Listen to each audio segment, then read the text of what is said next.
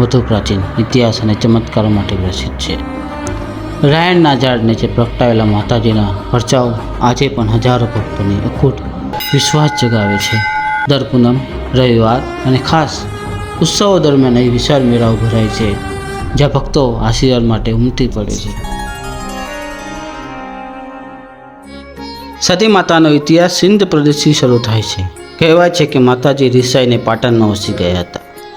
સોજા ગામના વીરભણ રાવળે અનન્ય ભક્તિ સાથે તેમને પોતાના ગામ લઈ જવા ઈચ્છા વ્યક્ત કરી. વીરભણ રાવળની એકાગ્રતા અને સેવાભાવથી પ્રસન્ન થઈ સતી માતા તેમની પાછળ જવા તૈયાર થઈ, પરંતુ એક શરત રાખી કે ભક્ત રસ્તામાં ક્યાંય બેસશે નહીં.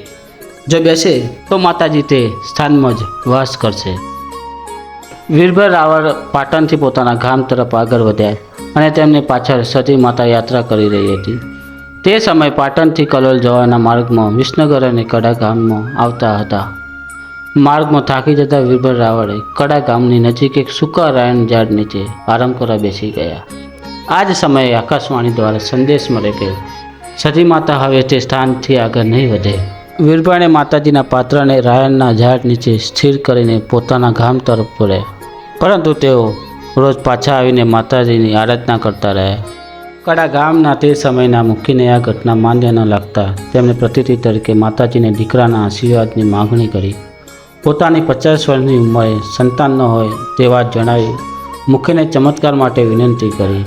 માતાજીના સંદેશા મુજબ 9 મહિના અને 13 દિવસ મુખીને દીકરો થશે તે વચનની સાથે માતાજીએ કહ્યું, બીજા દિવસે સવાર સુધી સૂકા રાયણના ઝાડમાંથી 3 તાજા કુંપરા ફૂટશે એ પ્રતિમાને.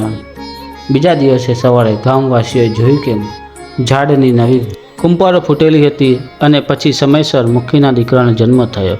આ ઘટનાને સમગ્ર વિસ્તારમાં સતી માતાનો શક્તિ અને ડંકો વગાડી દીધી.